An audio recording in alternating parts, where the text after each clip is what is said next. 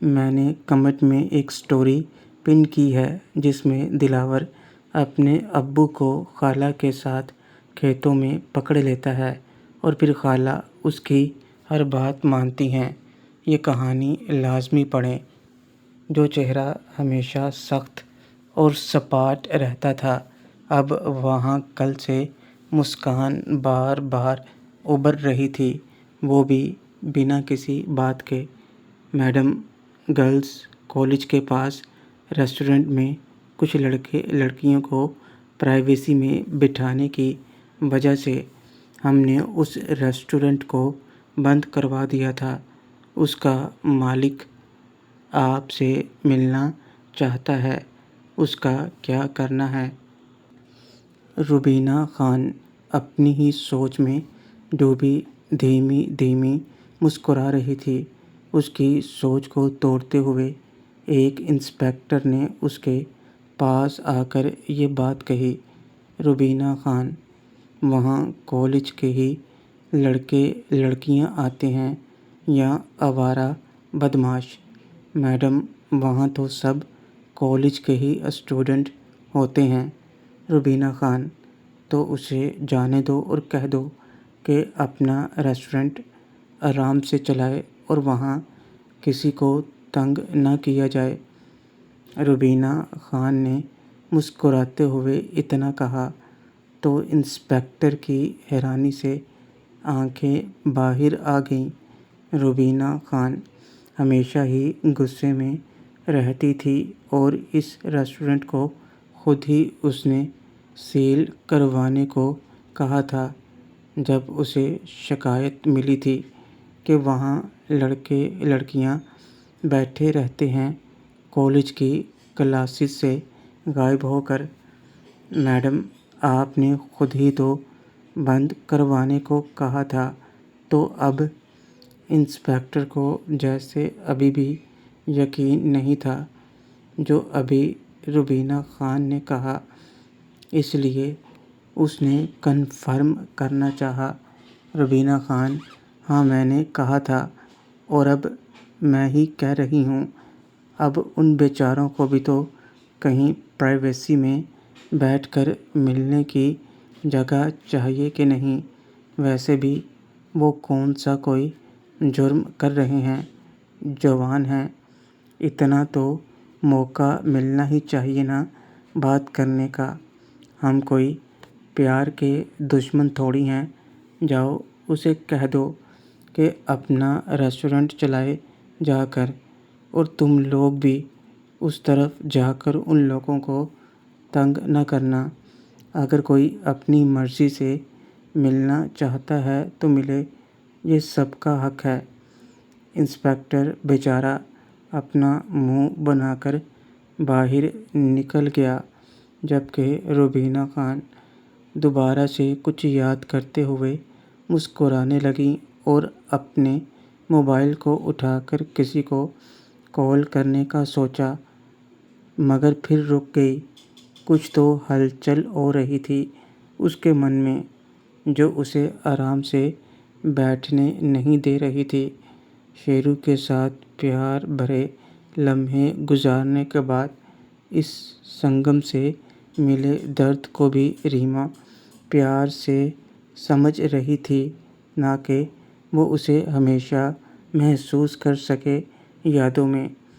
اس لیے اس نے دوبارہ پین کلر نہیں لی تھی، مگر اس وجہ سے روزینہ کے ساتھ وہ وہیں رک گئی تھی رات کو، اور صبح تک اس کو کافی آرام مل گیا تھا، مگر ابھی بھی سوجن تھی۔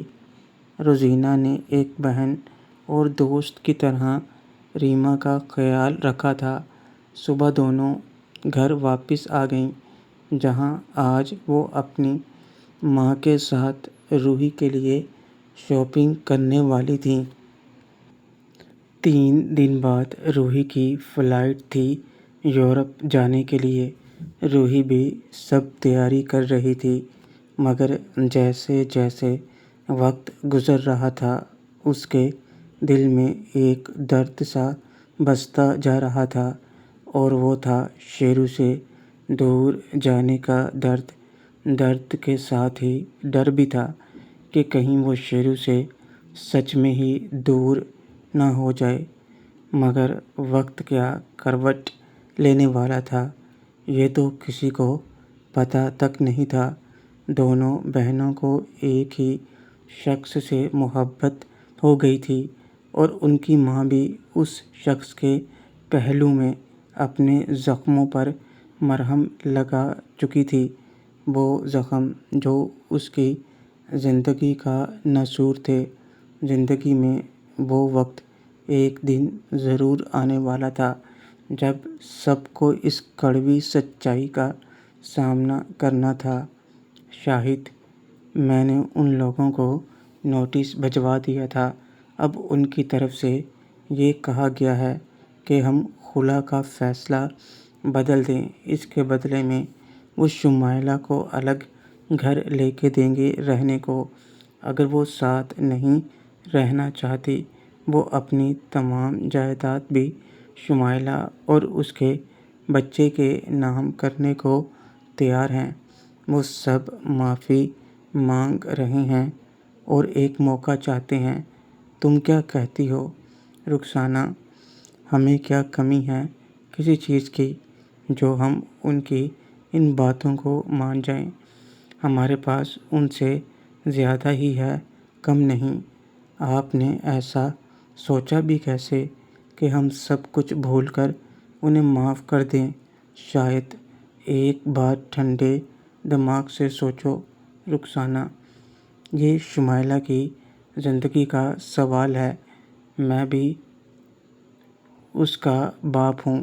کیا میں نہیں چاہتا کہ وہ خوشی سے رہے، اس کا گھر بس جائے؟ غلطی انسان سے ہو جاتی ہے، اگر وہ اپنی غلطی سے نہ چاہتے ہیں تو کیا ہمیں انہیں ایک موقع نہیں دینا چاہیے؟ رخسانہ، آپ ایسا اس لیے کہہ رہے ہیں کیونکہ آپ پوری سچائی نہیں جانتے۔ اگر جانتے تو ایسی بات کبھی نہیں کرتے۔ شاید تم کہنا کیا چاہتی ہو اور کون سی سچائی ہے جو مجھے نہیں پتہ رخسانہ؟ وہ سچائی جسے بولنے میں مجھے شرم آ رہی ہے۔ رکیں، ابھی آپ کو دکھاتی ہوں، اپنی آنکھوں سے دیکھ لینا، پھر کہنا جو بھی کہنا ہے۔ رخسانہ جلدی سے اپنے کبرڈ میں رکھی وہ USB لے آئی جس میں شمائلہ نے ویڈیو ایڈٹ کر کے سیو کر دی تھی۔ رخسانہ نے وہ USB لیپ ٹاپ میں لگا کر جب شاہد کو دکھائی تو ایک لمحے کے لیے شاہد کا دماغ بھی چکرا گیا۔ رخسانہ، اب بولیے، کیا کہنا ہے آپ کو؟ کیا اب بھی آپ وہی کہیں گے جو پہلے کہہ رہے تھے؟ شاہد غصے میں، کتنے گھٹیا لوگ ہیں یہ، مجھے تو شرم آ رہی ہے ایسے لوگوں میں۔ میں نے اپنی پھول سی بچی کو بھیجا، ان لوگوں کی تو عقل میں ٹھکانے لگاتا ہوں، ساری دنیا تھوکے گی اب ان پر۔ رخسانہ، آپ ایسا کچھ نہیں کریں گی، ورنہ چھینٹے ہماری بیٹی پر بھی گر سکتے ہیں۔ آپ بس ان کو صاف صاف کہہ دو کہ ہمیں خلا ہی چاہیے، اور اگر وہ نہ مانیں تو پھر یہ ان کو دکھا دینا۔ شاہد کو رخسانہ کی باتیں ٹھیک لگیں، لیکن رخسانہ تو اس لیے شاہد کو روک رہی تھی کہ کہیں شیرو کا نام بیچ میں نہ آ جائے۔ شاہد نے اسی وقت فون لگایا اور شمائلہ کے سسر کو جواب دے دیا دھمکی آمیز لہجے میں۔ رات کا کھانا کھانے کے بعد سب اپنے اپنے کمروں میں سونے چلے گئے۔ میرے برابر والے کمرے میں ہی خالہ اور ناصرہ باجی کا بستر سیٹ کر دیا تھا ماہرہ مامی نے۔ میں اپنے کمرے میں بیڈ پر لیٹا ریما کے ساتھ باتیں کر رہا تھا کہ ناصرہ باجی نے دروازہ کھولا اور میرے پاس آ گئیں۔ ناصرہ، کیا کر رہے تھے؟ شیرو، کچھ نہیں باجی، بس سونے ہی والا تھا آپ یہاں۔ ناصرہ نیند نہیں آ رہی تھی، سوچا تمہارے ساتھ تھوڑی دیر باتیں کر لوں۔ مہرین بتا رہی تھی تمہارے ایگزامز شروع ہو رہے ہیں۔ شیرو: ہاں باجی، بدھ کے دن سے شروع ہیں۔ ناصرہ: تیاری تو ہے نا؟ ویسے مجھے پتہ ہے کہ تم پڑھائی میں اچھے ہو، مگر کسی بھی ہیلپ کی ضرورت ہو تو مجھ سے کہنا۔ نہیتا کے ایگزامز تو شروع ہو گئے ہیں اور زبیر کے ایگزامز بھی شروع ہو رہے ہیں اس ویک میں ہی۔ شیرو: تو تب ہی نہیں آئی نہیتا؟ ناصرہ: ہاں، اور ویسے بھی تمہیں بتا دوں کہ وہ تم سے ناراض ہے۔ شیرو: مجھ سے؟ پر کیوں؟ ناصرہ: پتہ نہیں، خود ہی پوچھ لینا۔ شیرو: ویسے باجی آپ کی جاب کیسے چل رہی ہے؟ ناصرہ: کیسے چلے گی، اچھی چل رہی ہے۔ تمہارا آفس ہے تو مجھے کیا مشکل ہوگی وہاں۔ ویسے آج کل تو شمائلہ بھی آنے لگی ہے تو اس کے ساتھ بھی تھوڑی بہت باتیں ہو جاتی ہیں۔ شیرو: شمائلہ باجی آفس آنے لگی ہیں؟ ناصرہ: اس میں حیرانگی کی کون سی بات ہے؟ ویسے بھی اچھا ہے نا، گھر میں بیٹھ کر تو وہ اپنی زندگی کے بارے میں سوچ سوچ کر دکھی ہوتی رہتی ہیں۔ ویسے تمہیں بہت یاد کرتی ہیں وہ، اکثر تمہارے بارے میں باتیں کرتی رہتی ہیں۔ شیرو: کیا باتیں کرتی ہیں، اچھی یا بری؟ ناصرہ: بری کیوں کریں گی، وہ تو تمہاری تعریف کرتی ہیں، تم نے اسے جہنم سے باہر نکالا ہے، یہی کہتی ہیں وہ۔ اور اب تو وہ خوش بھی دکھنے لگی ہیں۔ لاسٹ ٹائم جب تم اس سے ملے تھے اس کے بعد سے وہ کافی پازیٹیو نظر آنے لگی ہیں، مگر ابھی بھی لگتا ہے کہ جیسے تم زیادہ بات نہیں کرتے اس کے ساتھ۔ شیرو: وقت ہی کہاں ملتا ہے باجی، آپ خود ہی دیکھو، جتنا بھی وقت ہوتا ہے اس میں کس کس سے بات کروں، اور جس کے پاس ہوں اگر اسی کو وقت نہیں دوں گا تو کیا وہ ناراض نہیں ہوں گے؟ ناصرہ: ہاں صحیح کہتے ہو تم، اب اکیلی جان کہاں کہاں لگے گی، اس لیے میں تم سے ناراض نہیں ہوتی، کیونکہ میں جانتی ہوں کہ تمہیں ٹائم نہیں مل پاتا، مگر نہیتا یہ بات نہیں سمجھتی اور شاید اسی وجہ سے ناراض ہے۔ خیر چھوڑو، کل سے ہمارے ساتھ رہنے آ رہے ہو تو مجھے روز ٹائم دینا پڑے گا، میں زیادہ کچھ نہیں مانگتی۔ شیرو: جو حکم میرے آقا۔ ناصرہ: ہا ہا ہا، آقا؟ تو میں جو کہوں گی وہ مانو گے؟ شیرو: پہلے کبھی منع کیا ہے آپ کو، کہیے کیا کرنا ہے؟ ناصرہ من ہی من میں: مجھے ہمیشہ کے لیے اپنا بنا لو، میں تمہاری باہوں میں رہنا چاہتی ہوں، ہمیشہ ہمیشہ کے لیے۔ شیرو: باجی کہیے نا کیا کرنا ہے؟ ناصرہ: ہاں فی الحال تو میں یہیں سونے والی ہوں تمہارے ساتھ، اور باقی کل بتاؤں گی۔ شیرو: خالہ کیا کہیں گی؟ ناصرہ: میں نے امی سے کہہ دیا ہے، ویسے بھی وہ جلدی سو جاتی ہیں، اب تک تو سو بھی گئی ہوں گی۔ شیرو: اچھا ٹھیک ہے، آپ بھی یہیں سو جائیں، پر جگہ تھوڑی کم ہے یہاں۔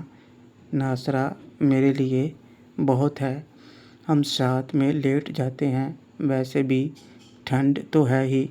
ناصرہ باجی میرے کمبل میں گھس گئیں، ہم دونوں کروٹ کے بل لیٹ گئے۔ باجی مجھے دیکھ رہی تھیں، میں نے سونے کے لیے آنکھیں بند کیں، کچھ دیر بعد میں نے آنکھیں کھولیں تو باجی ابھی بھی مجھے دیکھ رہی تھیں۔ شیرو: کیا ہوا باجی، نیند نہیں آ رہی؟ ناصرہ: نہیں۔ شیرو: کیوں؟ ناصرہ: وہ مجھے تکیے کے بغیر نیند نہیں آتی۔ شیرو تو پہلے کیوں نہیں بولا آپ نے؟ یہ لے لیجئے آپ، مجھے اس کی ضرورت نہیں ہے۔ میں نے اپنے سر کے نیچے سے تکیہ نکال کر باجی کو دینے کی کوشش کی تو انہوں نے مجھے روک دیا۔ ناصرہ، نہیں، یہ نہیں چاہیے مجھے، میرا تکیہ تو یہ ہے۔ باجی نے میرا بازو کھول کر اپنے سر کے نیچے رکھ لیا۔ ایسا کرنے سے باجی اور بھی میرے قریب آ گئیں، اتنا قریب کہ اب ہماری سانسیں ایک دوسرے سے ٹکرانے لگی تھیں۔ شیرو، باجی، یہ کیا؟ اس طرح تو آپ کو صحیح سے نیند نہیں آئے گی۔ ناصرہ، اسی سے مجھے اچھی نیند آئے گی۔ ناصرہ باجی میرے بالکل قریب تھیں اور ان کی سانسیں مجھے اپنے چہرے پر محسوس ہو رہی تھیں۔ خیر کچھ ہی دیر میں مجھے نیند آ گئی۔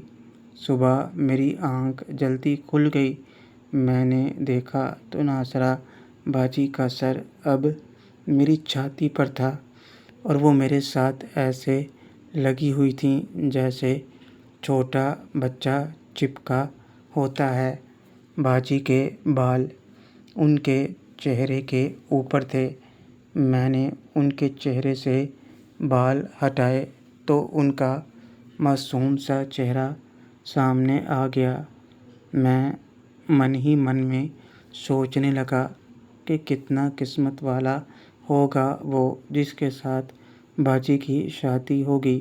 باجی کو سکون میں سویا ہوا دیکھ کر میری ہمت ہی نہیں ہوئی کہ میں انہیں جگاؤں۔